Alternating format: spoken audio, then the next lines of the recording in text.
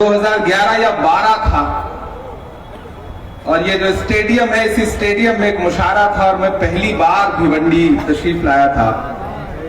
उसके बाद बीच में कई बार मुशायरों में आना हुआ। मेरी बहुत दिन से ख्वाहिश थी कि आपके बीच में आऊं, आपसे गुफ्तगू करूं, आपसे मुलाकात करूं।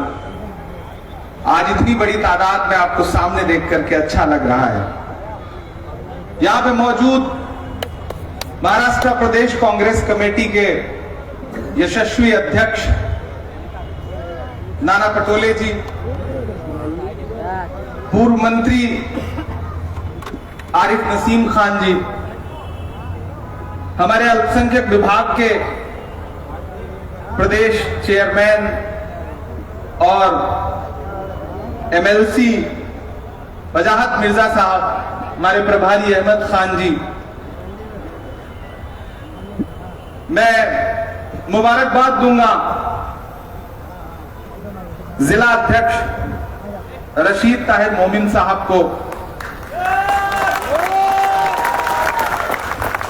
नुमान खान साहब को, सुरेश टावरे जी, गुरुनाथ टावरे जी, तारिक फारूकी साहब, रानी अग्रवाल जी, छगन पाटिल साहब, तलहा मोमिन साहब, यूथ कांग्रेस के अध्यक्ष राहुल पाटिल जी, महिला कांग्रेस की अध्यक्ष रुखसाना कुरैशी जी, रेहाना अंसारी साहिबा, दयानंद छोरे साहब, डॉक्टर नदीम साहब, राकेश पाटिल जी, शकील पापा, मुख्तार खान साहब, इरफान अंसारी साहब, डॉक्टर नूर साहब, मोहम्मद हुसैन साहब, सलाम शेख साहब, एनएसयूआई के अध्यक्ष जैद इकबाल साहब, आमिर बाबुल साहब, सुहेल खान साहब, इकबाल अहमद जी, जवाद चिकलेकर साहब, आसिफ नाचन साहब, दीपक उडानी साहब, रईस लश्करिया जी।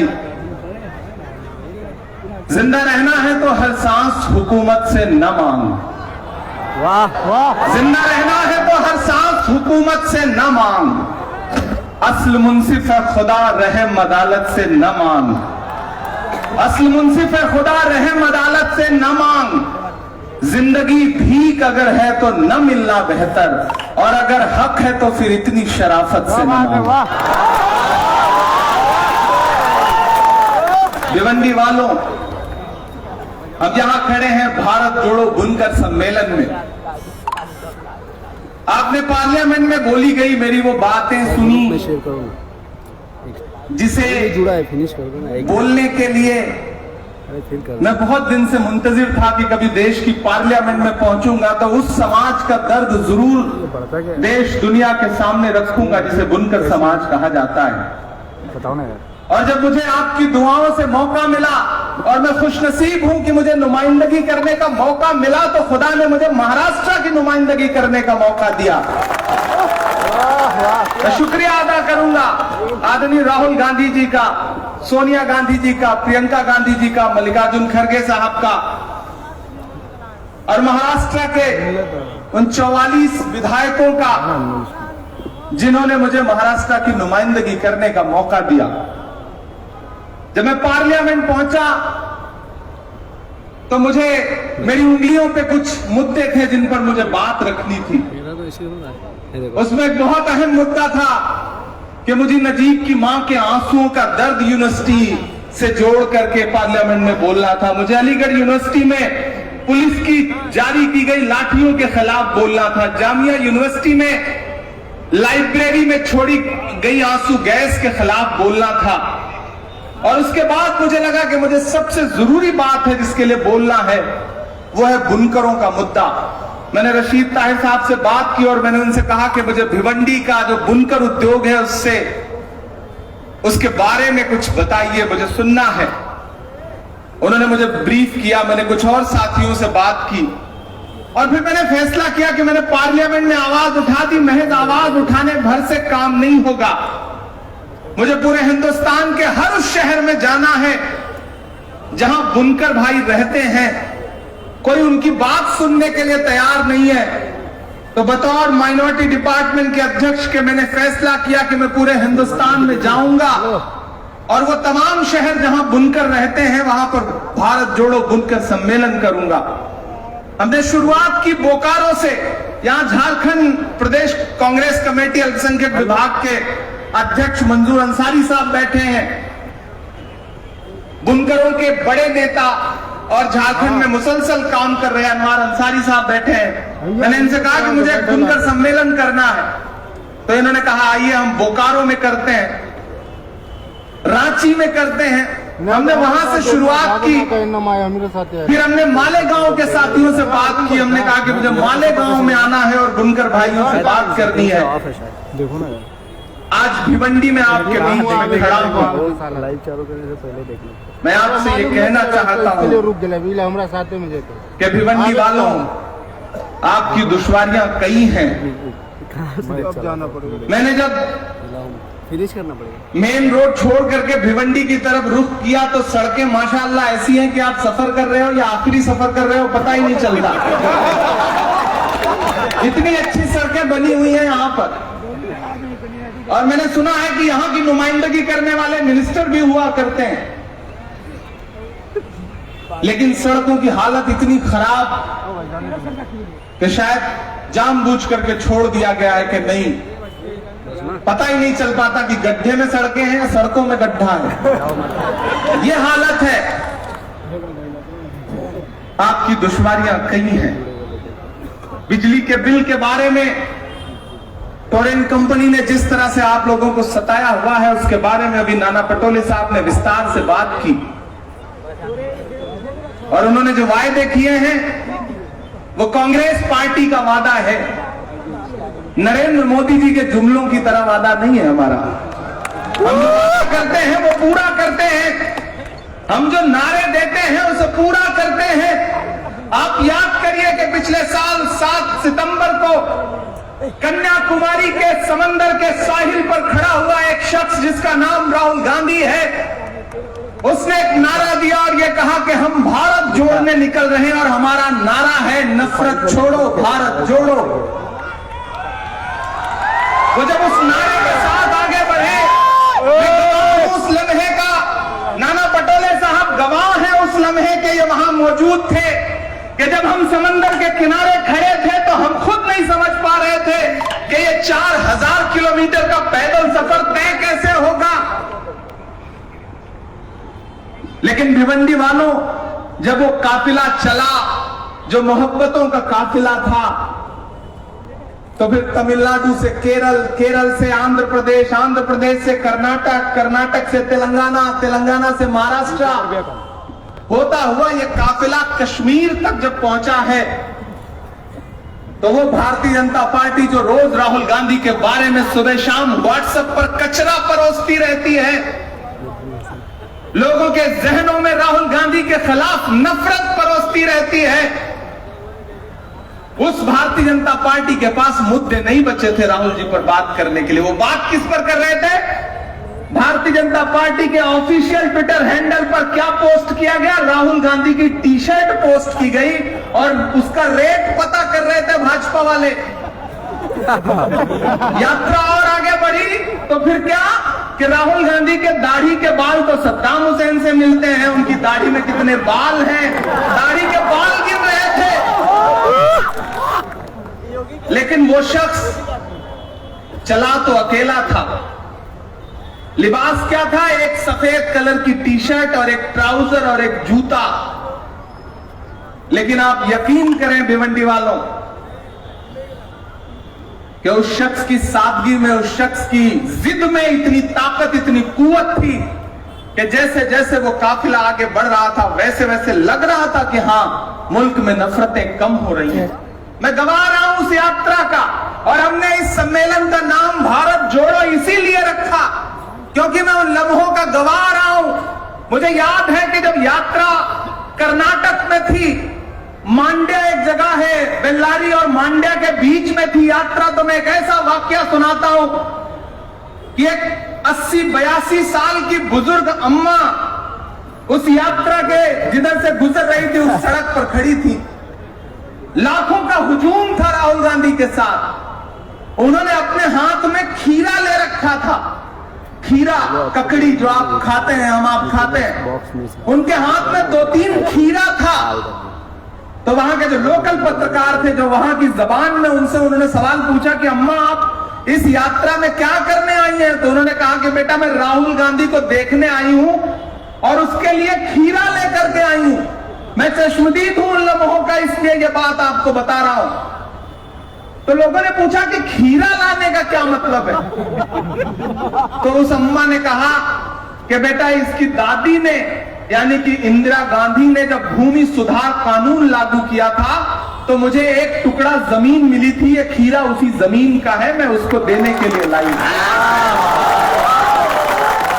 हमने वो लम्हे देखे इस यात्रा के दौरान, और 4.5 महीने बाद 4000 किलोमीटर का सफर तय करके यात्रा जब कश्मीर पहुंची तो वो नरेंद्र मोदी जी जो कहते थे कि राहुल गांधी तो शहजादा है, राजकुमार है, अमित शाह जी कहते थे कि राहुल गांधी तो शहजादे हैं, राजकुमार हैं।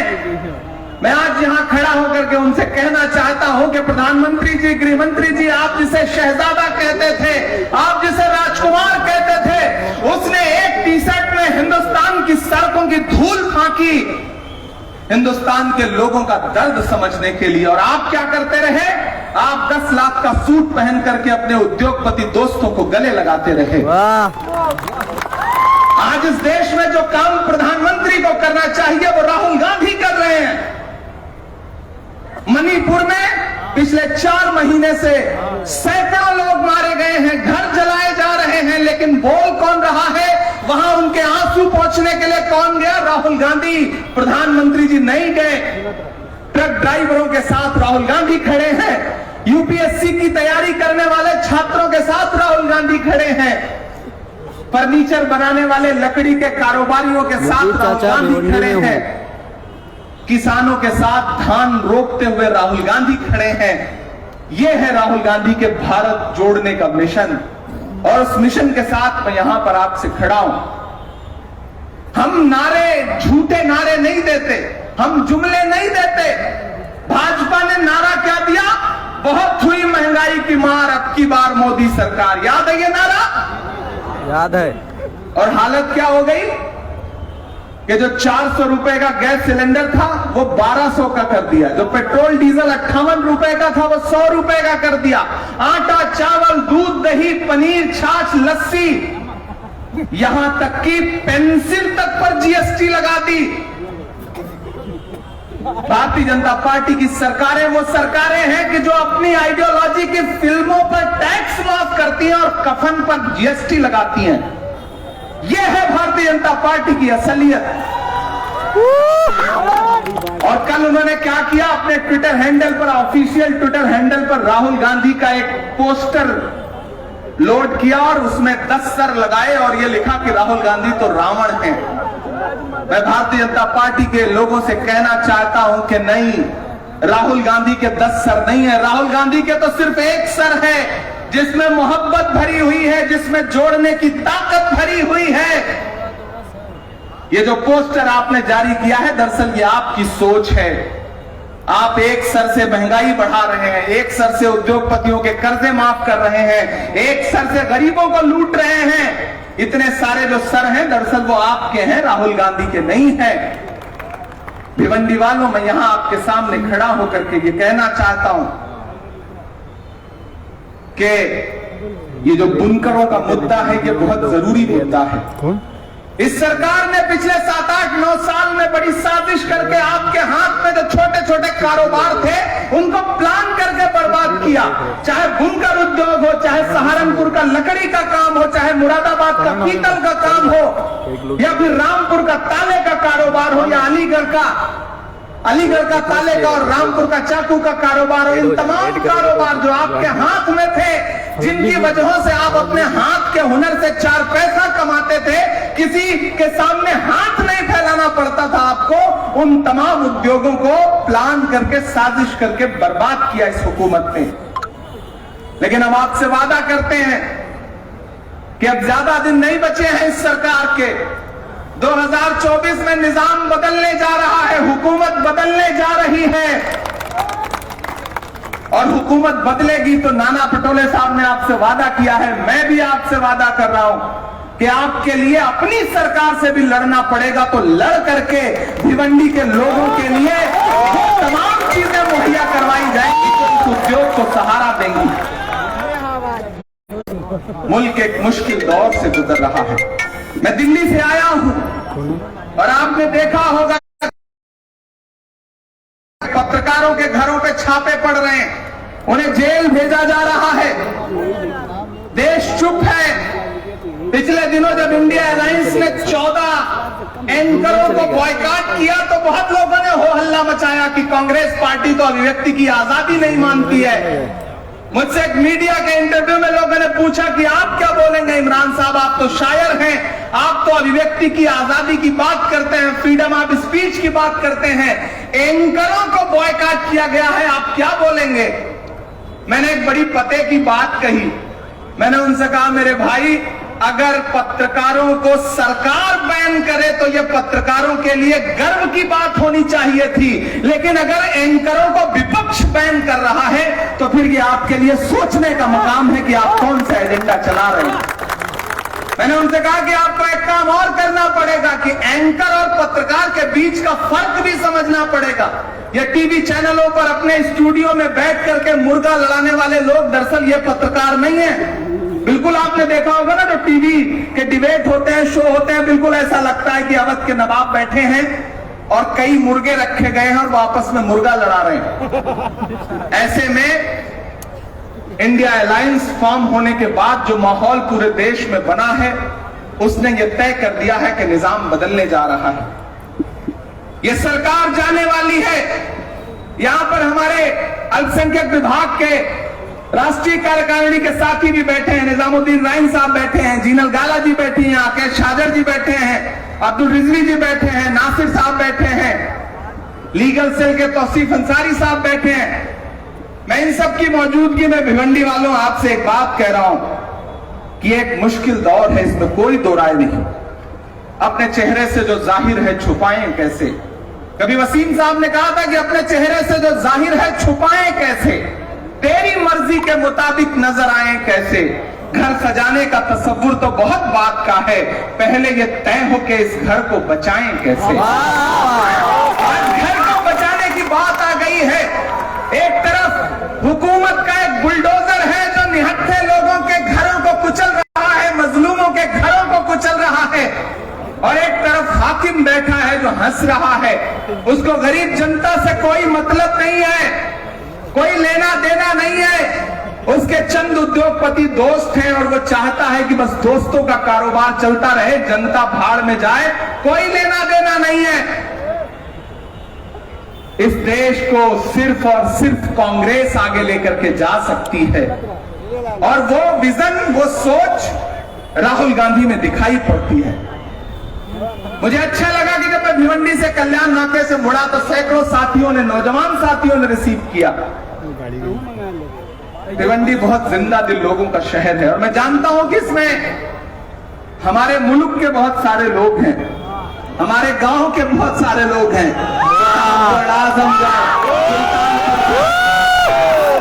उत्तर प्रदेश के बाकी जो इलाके हैं, बिहार के इलाके हैं, झारखंड के इलाके हैं, वहां से बड़ी तादाद में यहाँ लोग बैठे हुए हैं। तुम्हें मदहोश जो कर दे वो जादू साथ लाया हूँ, तुम्हारे चाहने वालों के आंसू साथ लाया हूँ। मेरे परदेसियों, सौगात देने के लिए तुमको मैं अपने गांव की मिट्टी की खुशबू साथ लाया हूँ। आज यहाँ खड़ा हूँ, आपने मुझे बड़ा होते हुए देखा है, आपने मुझे पनपते हुए देखा है, आपकी दुआओं ने मुझे इमरान प्रतापगढ़ी बनाया है। अगर मैं इस देश की पार्लियामेंट में बैठा हूं तो मैं ये मानता हूं कि उसमें आपकी दुआएं शामिल हैं। शायद इसलिए बैठा हूं, खुदा को शायद कुछ काम लेना था, इसलिए उसने इस देश की सबसे बड़ी पंचायत में बिठाया है। लेकिन मैं आपको यकीन दिलाता हूं भिवंडी वालों कि यकीनन ये मुश्किल दौर है, यकीनन सरकार की साजिशें बहुत बड़ी हैं, हम सब निशाने पर हैं, लेकिन मैं आपसे वादा करता हूं कि आप जब भी नजर उठा करके देखेंगे तो ये पाएंगे कि मैं डरा नहीं, मैं झुका नहीं, कहीं छुप छुपा के खड़ा नहीं, जो डटे हुए हैं महाज पर मुझे उन सफों में तलाश कर। मैं कभी चुप नहीं मिलूंगा आपको।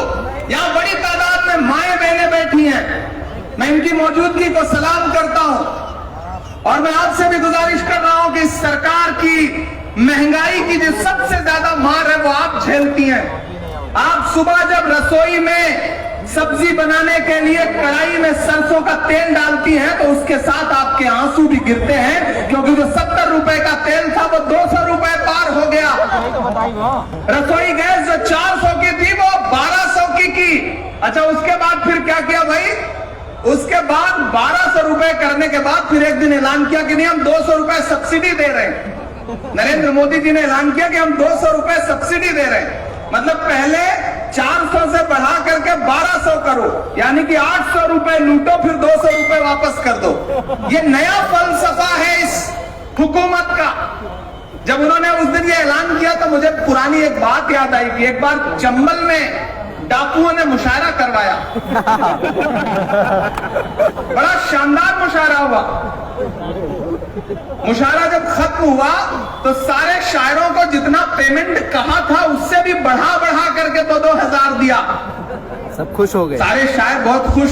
उन्हें लगा कि यार जो सबसे लूटते हैं वो हमें दे रहे हैं।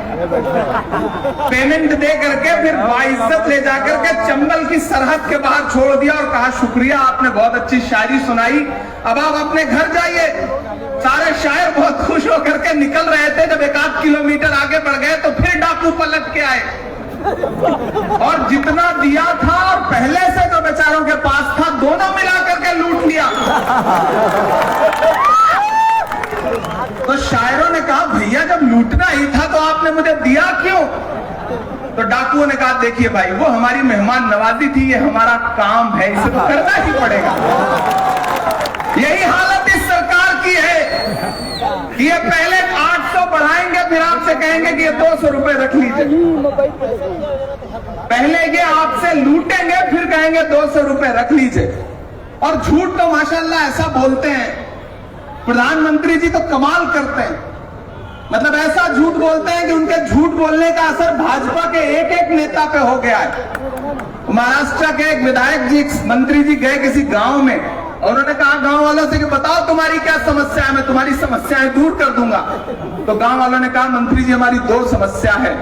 बोले बताओ। बोले हमारे यहाँ हॉस्पिटल नहीं है।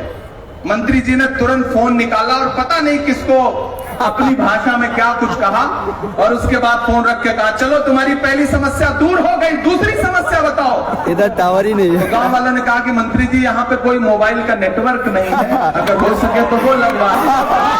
तो ये है भाजपा की हुकूमत। इस तरह से झूठ बोला जाते ही लेने, जबकि ट्रिपल इंजन की सरकार है। एक के बाद एक इंजन जोड़े जा रहे हैं, लेकिन सिर्फ इंजन ही इंजन है, डब्बे नहीं है। डब्बे कब कट के बाहर चले जाएंगे कोई भरोसा नहीं है।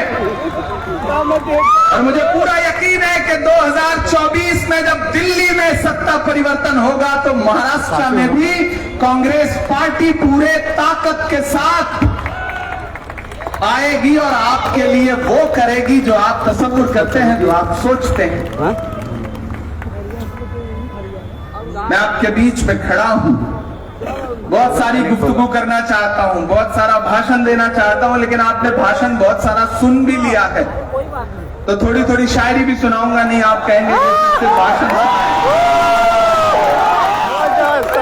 मैं सांसद तो हो गया हूं लेकिन पहले तो शायर ही हूं। बराबर। तो मेरा ख्याल है कि वो भी आपके साथ इंसाफ कर रहा है। मुझे खुशी है कि इधर स्टेडियम की जो सीढ़ियां हैं उस पर लोग बैठे हैं। इधर भी जहां तक नजर जा रही है लोग हैं, पीछे जहां तक नजर जा रही है वहां तक लोग हैं। और मैं यहां खड़ा हूं और ये जो रोशनी है वो इतनी तेज है कि जो भी यहां खड़ा हो रहा है वो पसीने में नहा जा रहा है। रमेश सोच का शेर है कि नया पाने की चाहत में पुराना छूट जाता है, तुझे अपनाऊं तो मुझसे जमाना रूठ जाता है। मोहब्बत पढ़ने लिखने में बहुत आसान है लेकिन मोहब्बत को निभाने में पसीना छूट जाता है। मैं आपसे वादा करता हूं कि वो मोहब्बत में निभाऊंगा। रशीद साहब ने यह कहा कि स्टेडियम की हालत बहुत खराब है, इसके लिए कुछ बजट दीजिए। अब रशीद साहब ने कहा है तो उनकी बात माननी ही पड़ेगी। मैं पूरी कोशिश करूंगा कि अपने सांसद निधि से इस स्टेडियम के लिए इतनी रकम दूं जिससे कम से कम ये स्टेडियम फिर से नौजवान साथियों के लिए खुल सके, यहां पर क्रिकेट हो सके और साथ ही साथ यहां बड़ी तादाद में मेरी माएं बहनें बैठी हैं, खवातीन बैठी हैं। मैं दो गुजारिश यहां करना चाहता हूं। भिवंडी बड़ी आबादी का शहर है, बड़ी तादाद में यहां खवातीन रहती हैं। अगली बार जब भी कोई जलसा हो, कोई इजलास हो, तो कम से कम स्टेज पर खवातीन की तादाद और हो, यह जरूर सोचा जाए, यह जरूर लागू किया जाए। दूसरी बात यह कि जब यह स्टेडियम खुले तो कम से कम एक वक्त ऐसा हो कि जब बाकायदा खवातीन के लिए वॉक करने के लिए या फिर उनके टहलने के लिए एक वक्त मुकर्रर किया जाए, ताकि वो बेधड़क होकर के बिना किसी डर के इस स्टेडियम में आ सके, अपने बच्चों के साथ टहल सके, घूम सके। ये जरूर किया जाए। दूसरी एक बात मुझसे कही गई कि यहां पर एक लाइब्रेरी है, मोमिन लाइब्रेरी। कुछ साथियों ने उसके लिए डिमांड की है और मेरा ख्याल है कि वो मेरा पसंदीदा काम है। मैं मालेगांव गया तो वहां भी मैंने कहा कि आप लाइब्रेरी बनाइए, मैं लाइब्रेरी के लिए आपको बजट दूंगा। मोमिन लाइब्रेरी एक बहुत पुरानी, एक कदीमी लाइब्रेरी है और उसको रिनोवेट करना हम सबका फर्ज है। उस लाइब्रेरी को बचा करके रखना, अपनी तहजीब को, अपनी परंपरा को, अपने ट्रेडिशन को बचा के रखना हमारी जिम्मेदारी है। तो उसके रेनोवेशन में जो भी बजट लगेगा, मैं वादा कर रहा हूं कल परसों में मैं उसका बजट जो है वो जो जिम्मेदारान हैं उनको अपने फंड से मुहैया करा दूंगा और मैं गुजारिश करूंगा कि जल्दी से जल्दी उसे रिनोवेट करिए, ताकि मैं एक बार फिर से आऊं, उस लाइब्रेरी में बैठ करके कुछ किताबें हों तो थोड़ा वक्त वहां पर गुजार सकूं। ये मेरा आपसे वादा है। दोस्तों, बहुत कुछ सुनाने का मन है, लेकिन पहले एक छोटी सी नज्म आपको सुनाता हूं। आप बहुत अच्छा सुन रहे हैं। चरागों के सफर में दबदबा हो आंधियों का, तो फिर अंजाम जुल्मत के सिवा कुछ भी नहीं होगा। ये दुनिया नफरतों के आखिरी स्टेज पर है, इलाज इसका मोहब्बत के सिवा कुछ भी नहीं होगा। मोहब्बत का पैगाम लेकर के आपके बीच में आए, लेकिन इस मोहब्बत के पैगाम के बीच में हमें हुकूमत से बात तो करनी पड़ती है, और जब हुकूमत से बात करनी पड़ती है तो मेरा मन करता है कि मैं उनसे जरूर मुखातिब हूं जिन्होंने नारा दिया था कि भाइयों बहनों, आप बहुत समझदार लोग हैं, आपको बताना नहीं पड़ता कि किसके बारे में बात की जा रही है, आप समझ जाते हैं। मैं भी नाम नहीं लूंगा, बस आप समझते रहे इशारे इशारे में। उन्होंने कहा था कि भाइयों बहनों, देश के खजाने की चाबी मुझे सौंप दो, मैं चौकीदार बन करके उसकी हिफाजत करूंगा, उसकी रक्षा करूंगा, देश लुटने नहीं दूंगा। भाइयों बहनों, बहुत हुई महंगाई की मार, ये सब नारे आपने सुने थे ना? तो आइए मैं आपको एक नज्म सुनाता हूं कि कहां सोया है चौकीदार। अब जाके लगा कि ये वही भिवंडी है जिसे मैंने 2011 में महसूस किया था। वही जोश, वही जिंदा दिली, वही ताकत, वही जज्बा। आपकी मोहब्बत को सलाम करता हूं। कहां सोया है चौकीदार, कहां सोया है चौकीदार, कहां सोया है चौकीदार, कहां सोया है चौकीदार। पेट्रोल और डीजल की कीमत रही सैकड़ा मार, कहां सोया है चौकीदार। के गैस सिलेंडर की कीमत भी 1000 के पार, कहां सोया है चौकीदार, कहां सोया है चौकीदार। के चाय बेचने वाला पूरा भारत बेच रहा है। चाय बेच, पिछले दिनों बहस खड़ी कर दी साहब ने, इंडिया भारत, ये जो लड़ाने का हुनर है वो किसी में नहीं है। अच्छा, अभी मैं नाना पटोले साहब से पूछूं कि भाऊ मुझे ये बताइए कि आपके साथ जो लोग पढ़ते थे वो एकाध उसमें से अभी हैं, तो नाना पटोले जी 2-4 लोगों के नाम बता देंगे कि हाँ मेरे साथ ये फला मेरा दोस्त पढ़ता था, मेरे क्लास में ये था, मेरा क्लासमेट ये था। लेकिन साहब ने पॉलिटिकल एंटायर साइंस में पोस्ट ग्रेजुएशन किया है, लेकिन आज तक पूरे भारत में एक आदमी भी ऐसा निकल के नहीं आया जो ये कहता हो कि मैंने साहब के साथ पढ़ाई की है। फिर वो कहेंगे कि मैंने वटनगर में चाय बेची है। मुझे पूरे भारत में एक भी आदमी नहीं मिला जिसने कहा हो कि हाँ मैंने उनकी बेची हुई चाय खरीद के पी है। नहीं मिला कोई। मैं शायर हूं, मैं इशारे में बात कहने की कोशिश कर रहा हूं कि चाय बेचने वाला पूरा भारत बेच रहा है, इसी काम में हासिल उसे महारत बेच रहा है कि रेल बिक गई, तेल बिक गया, बिका हवाई अड्डा। अगला जो मिसरा है, जो पीछे तक लोग खड़े हैं, आप ये मत समझिए कि मैं आपको देख नहीं पा रहा हूं। आप ये जो पेड़ खड़े हैं, दरख्त हैं, उनके ओट से भी मैं आपको महसूस कर रहा हूं। अगले मिसरे पे मैं एक नाम लूंगा और आपके हाथ उठ जाएंगे। मैं पढ़ता हूं कि रेल बिक गई, तेल बिक गया, बिका हवाई अड्डा, सब कुछ बिकता देख के खुश हैं अपने जेपी नड्डा। जनता महंगाई की मारी करती हाहाकार, कहां सोया है चौकीदार, कहां सोया है चौकीदार। तमाम वो नारे याद करिए। एक नारा दिया था ना कि बहुत हुई महंगाई की मार, तो महंगाई का आलम तो ये है। दूसरा नारा क्या दिया? बेटी बचाओ बेटी पढ़ाओ। भिवंडी वालों, उस नारे की सच्चाई ये है कि हमारी आंखों ने कठुआ देखा, जहां एक 6 साल की बच्ची आसिफा का बलात्कार हुआ तो बलात्कारियों के समर्थन में भाजपाइयों ने रैली निकाली। उन्नाव में भारतीय जनता पार्टी का विधायक बलात्कार के आरोप में सजा काट रहा है। उस नारे की सच्चाई यह है कि लाल किले के प्राचीर पर खड़े होकर के, दीवार पर खड़े होकर के 15 अगस्त को प्रधानमंत्री ने महिला सुरक्षा और महिला सशक्तिकरण पर भाषण दिया, और उस भाषण के महज 2.5 घंटे बाद गुजरात में बहन बिल्किस के बलात्कारी न सिर्फ रिहा किए गए बल्कि उनको मालाएं पहनाई गई। यह है उस नारे की सच्चाई। उस नारे की सच्चाई यह है कि हमने हाथरस में रात के 2 बजे जबरदस्ती एक दलित बिटिया जिसके साथ बलात्कार हुआ, उसकी लाश को जलाते हुए देखा।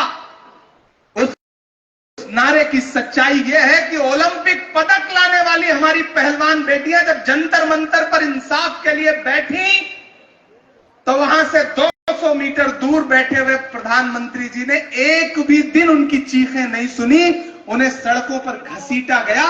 यह है उनके नारे की सच्चाई। और अब उनके नारे की सच्चाई यह है कि हमारी आंखों ने वो मंजर देखा जिसे इंसानियत में कभी हम देखना भी पसंद नहीं करेंगे, कि मणिपुर में न सिर्फ बेटियों के साथ बलात्कार हुआ बल्कि उनको बिना कपड़ों के एक हुजूम ने परेड करवाई।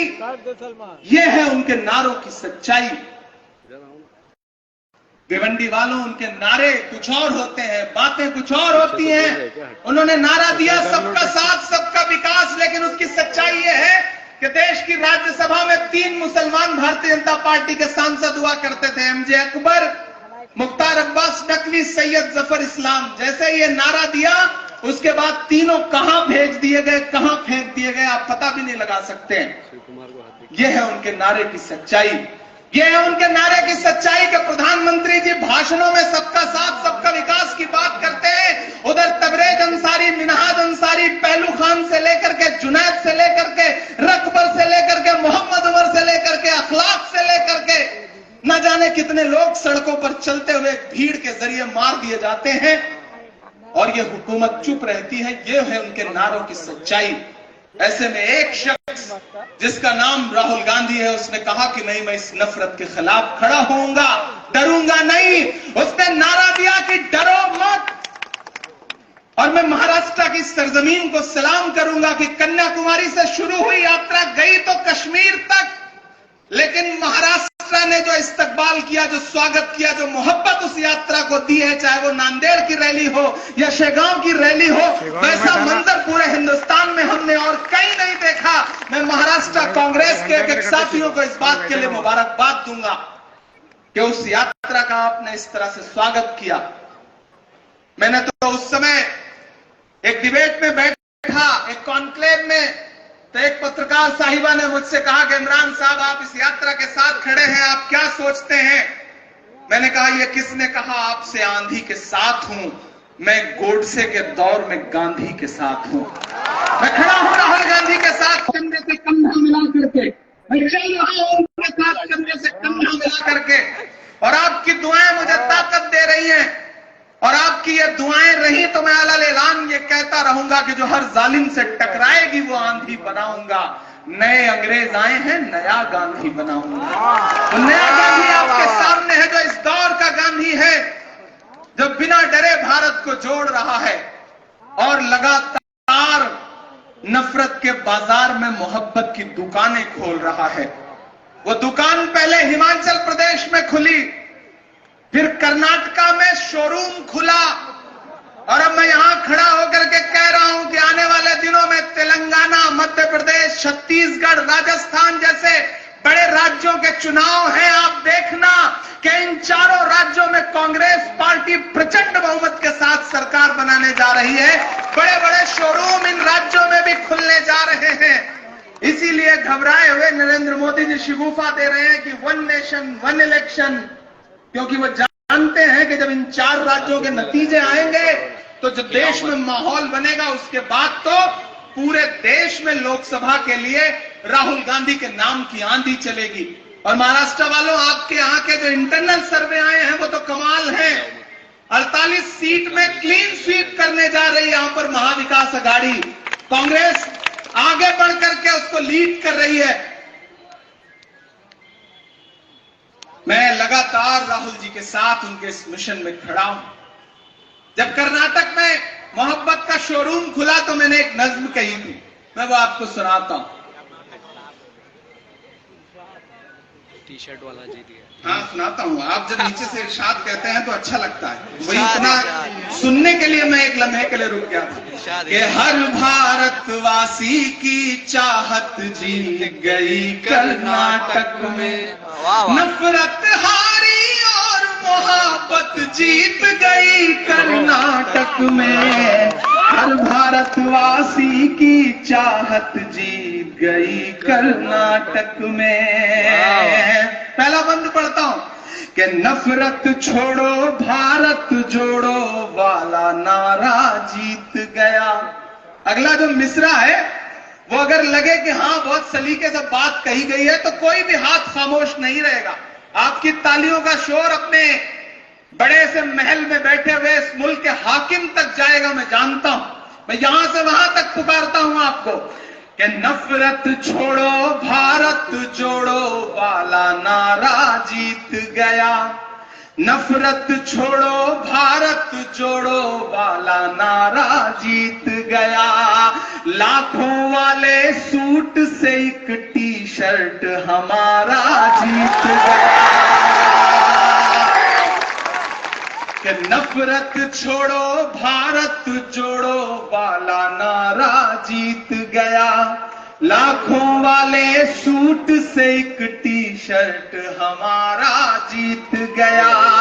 एक तपस्वी सच का दामन थाम अकेला निकला था। सब झूठों की हार हुई और एक बंजारा जीत गया। कि उसकी जिद और उसकी बगावत जीत गई कर्नाटक में। नफरत हारी और मोहब्बत जीत गई कर्नाटक में। नफरत हारी और मोहब्बत जीत गई कर्नाटक में। और ये जो डराना चाहते हैं हम तो उनसे कह रहे हैं, आप यहां बैठे हैं, कई ऐसे मौके आए जब 6-7 फीट की दूरी पर होकर प्रधानमंत्री जी खड़े होकर भाषण देते हैं और इधर 6-7 फीट की दूरी पर हम लोग खड़े रहते हैं। एक दिन तो ऐसा भी था कि प्रधानमंत्री जी उधर भाषण दे रहे थे, बड़ी बड़ी बातें कर रहे थे और इधर 6 फीट की दूरी पर खड़े होकर के हम कह रहे थे कि मोदी अडानी भाई भाई देश बेचकर खाई मलाई। हम लगातार नारे लगा रहे थे और हम ये कह रहे थे कि मोहब्बत भाईचारे के दीवाने दिन ही लौटा दो, वो सस्ती दाल सब्जी के सुहाने दिन ही लौटा दो। ये अच्छे दिन तो अंबानी अडानी को मुबारक हो, हमें ऐसा करो साहेब पुराने दिन ही लौटा दो। पुराने दिन जब लोगों में मोहब्बत थी। आज एक डर का माहौल है, डराया जा रहा है, कहीं एजेंसियों के जरिए, कहीं पुलिस के जरिए, कहीं अपने कार्यकर्ताओं के जरिए ये साजिश ये हुकूमत हमें डराना चाहती है। लेकिन मैं राहुल गांधी के सिपाही की हैसियत से यहां खड़ा हूं और कहना चाहता हूं कि राहुल जी ने एक नारा दिया कि डरो मत। मैं उसे एक नज़्म बना करके आपके सामने रखता हूं कि वक्त के हाकिमों बादशाहों सुनो। अभी तक जो कुछ था वो सब सियासत थी, अब जो पढ़ रहा हूं वो शायरी है, और शायरी है तो फिर आप शायरी की तरह सुनेंगे, मुझे पूरा यकीन है। एक बार मुझे बताइए कि आप नज़्म सुनने के लिए तैयार हैं। के वक्त के हाकिमों बादशाहों सुनो, जुल्म की फौज के सरबराहों सुनो, कातिलों के सभी खैर खाहों सुनो, ऐ सियासत के मगरूर शाहों सुनो, मत समझना डराने से डर जाएंगे। भिवंडी वालों तैयार रहना अगले मिसरे के लिए कि मत समझना डराने से डर जाएंगे, मत समझना डराने से डर जाएंगे, अब के सारी हदों से गुजर जाएंगे। मत समझना डराने से डर जाएंगे, अब के सारी हदों से गुजर जाएंगे। मौत के नाम का खौफ देता है क्यों? जो ईमान बोल रहा है कि मौत के नाम का खौफ देता है क्यों? मौत जिस रोज आएगी मर जाएंगे, डराने से डर जाएंगे, अब के सारी हदों से गुजर जाएंगे। पहला बंद पढ़ता हूं कि हमने ज़मज़म दिया, आबे गंगा दिया। क्या खूबसूरत माहौल था। नाना पटोले साहब माइक पर आए, 2 लफ्ज उन्होंने बोला और उधर अजान शुरू हुई और वो उसी खामोशी के साथ खड़े रहे। और बाद में जब उन्होंने बोलना शुरू किया तो ये कहा कि ये शुभ संकेत है, ये अच्छी बात है कि मैंने इधर बोलना शुरू किया, उधर अजान शुरू हुआ। ये है हमारा भारत, ये है हमारा हिंदुस्तान, जिसे कुछ ताकतें चाहती हैं कि बंट जाए, अलग अलग हो जाए, लोग बंट जाएं, एक दूसरे का सम्मान न करें। नहीं, हमारे पुरखों ने बड़ा खून पसीना देकर के इस मुल्क को सजाया है, संवारा है। मेरे भाई अब हालात ये हो गए हैं कि जो गाली चौराहों पर दी जाती थी वो देश की पार्लियामेंट में दी जाने लगी है। हालात यहां आ गए हैं। लेकिन डरना नहीं है, बल्कि अलग ऐलान ये कहना है कि हमने ज़मज़म दिया, आबे गंगा दिया, तुमने भारत को दंगा ही दंगा दिया, तुमने भारत को दंगा ही दंगा दिया, तुमने एक रंग के ख्वाब देखे मगर। ये जो 3 रंग हैं हमारे सर पर, हरा सफेद केसरिया, ये तीनों रंग आप देखिएगा और मेरे ये मिसरे सुनिएगा कि हमने ज़मज़म दिया, आबे गंगा दिया, तुमने भारत को दंगा ही दंगा दिया, तुमने एक रंग के ख्वाब देखे मगर हमने हिंदों हिंदुस्तान को तिरंगा दिया,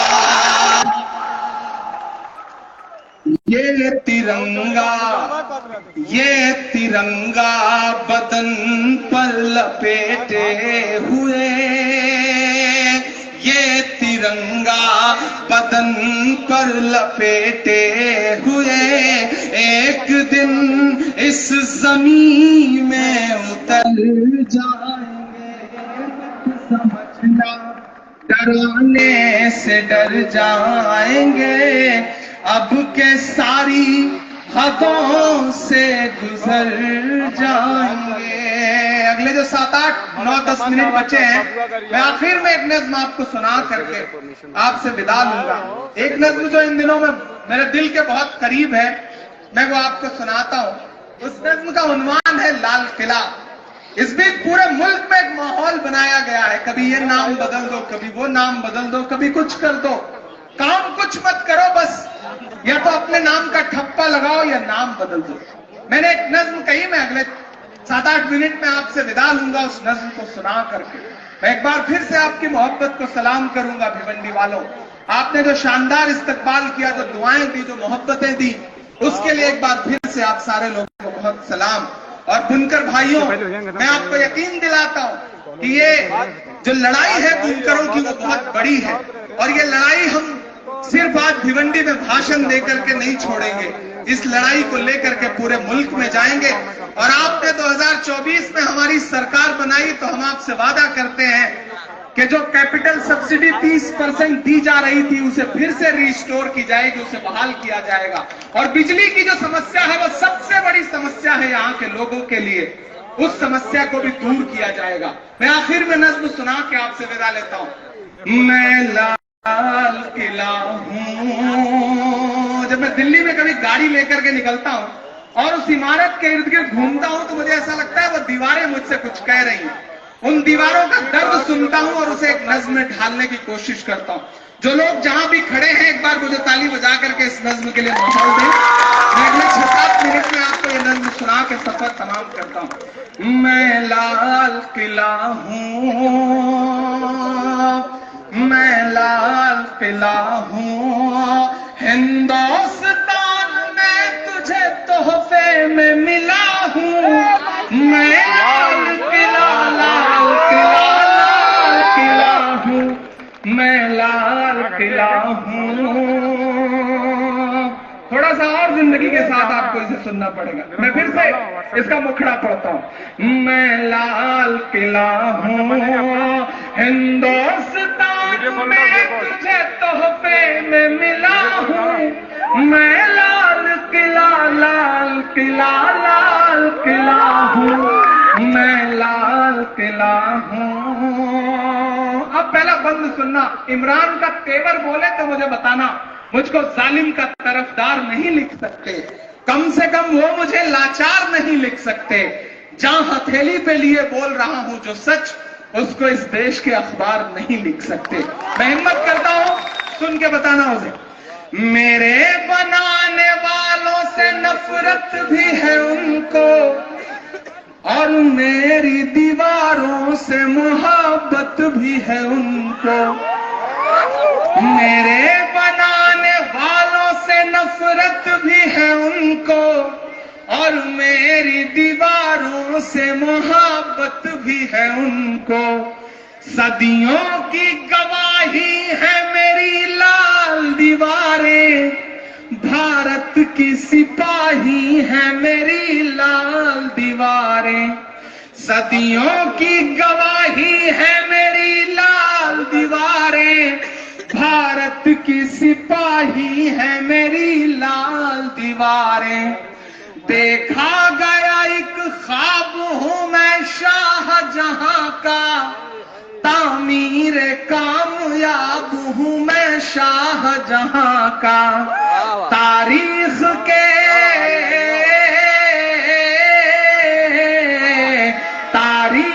के पन्नों का मैं शिकवा हूं, गिला हूं।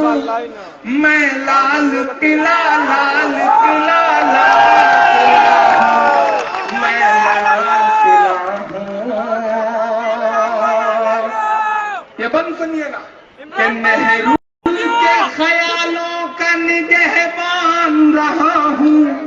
मैं लाल बहादुर का भी अरमान रहा हूँ। राजीव अटल सबके हूँ अल्फाज समेटे, खामोश सा मनमोहनी अंदाज समेटे। मैं इंदिरा के जज्बे सा फौलाद रहूंगा, आबाद था आबाद हूँ आबाद रहूंगा।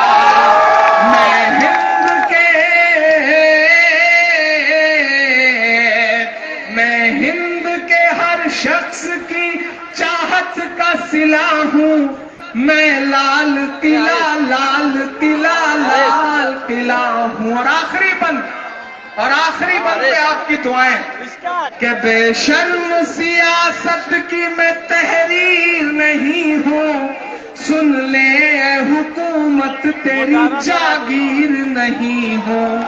नफरत के समंदर में मैं खो ही नहीं सकता, मैं एक किसी रंग का हो ही नहीं सकता। अंदाज मेरा मस्त मलंगा ही रहेगा। अब वो साथी जो बैठे हैं और वो साथी जो खड़े हैं, सबको पुकारता हूं अगले मिसरे में। आपकी धड़कनों की तर्जुमानी हुई हो तो भिवंडी वालों मुझे दुआओं के साथ विदा करना। मैं एक किसी रंग का हो ही नहीं सकता, नफरत के समंदर में मैं खो ही नहीं सकता। मस्त मलंगा ही रहेगा, गुंबद पे सदा मेरे तिरंगा ही रहेगा। और जो अगला मिसरा है वो पुकारता है आपको कि अंदाज मेरा मस्त मलंगा ही रहेगा, गुंबद पे सदा मेरे तिरंगा ही रहेगा। वो फूल हो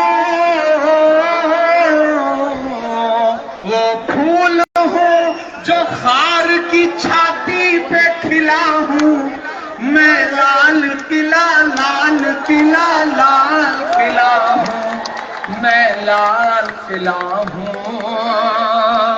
तमाम बुनकर भाइयों की मोहब्बतों को सलाम। इंतजामिया कमेटी का बहुत शुक्रिया, खास तौर से अल्पसंख्यक विभाग महाराष्ट्र के तमाम साथियों को दिल से मुबारकबाद।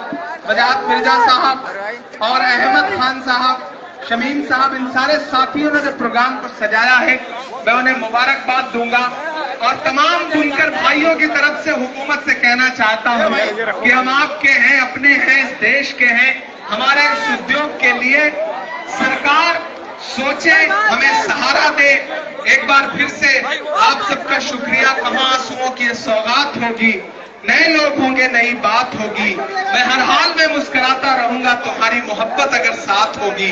चिरागों को आंखों में महफूज रखना, बड़ी दूर तक रात ही रात होगी। मुसाफिर हैं हम भी, मुसाफिर हो तुम भी, किसी मोड़ पर फिर मुलाकात होगी। बहुत शुक्रिया एक बार फिर से। और जो दो बातें हैं इस स्टेडियम के लिए और लाइब्रेरी के लिए, जल्द से जल्द मैं अपनी सांसद निधि से उन दोनों वादों को पूरा करूंगा, ये मेरा आपसे वादा है। और ये जब दोनों चीजें बन जाएंगी तो मैं फिर आपके बीच में आऊंगा और कोशिश करूंगा कि लाइब्रेरी में बैठूं और स्टेडियम में नौजवान साथियों के साथ क्रिकेट खेल सकूं। एक बार फिर से आप सबका बहुत शुक्रिया। जो भी साथी खड़े हैं सावधान हो जाए, राष्ट्रगान होने चल रहा है, जनगण मन अधिनायक जय है होने चल रहा है। तो जहां है जैसे है सावधान की मुद्रा में खड़े हो जाएं। ये पंपलेट नीचे कर ले क्योंकि राष्ट्रगान नेशनल एंथम होने चल रहा है। एकदम सावधान की मुद्रा में आए, पूरा देश आपको देख रहा है। मैं चाहता हूं कि राष्ट्रगान शुरू किया जाए, जनगण मन अधिनायक जय है शुरू किया जाए।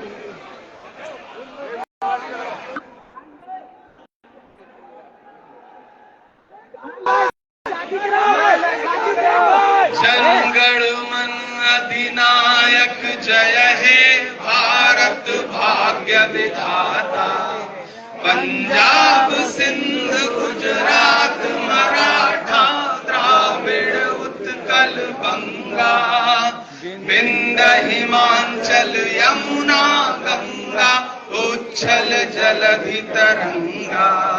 तब शुभ नामे जागे, तब शुभ आशीष मांगे, गाहे तब जय गाथा, जनगण मंगल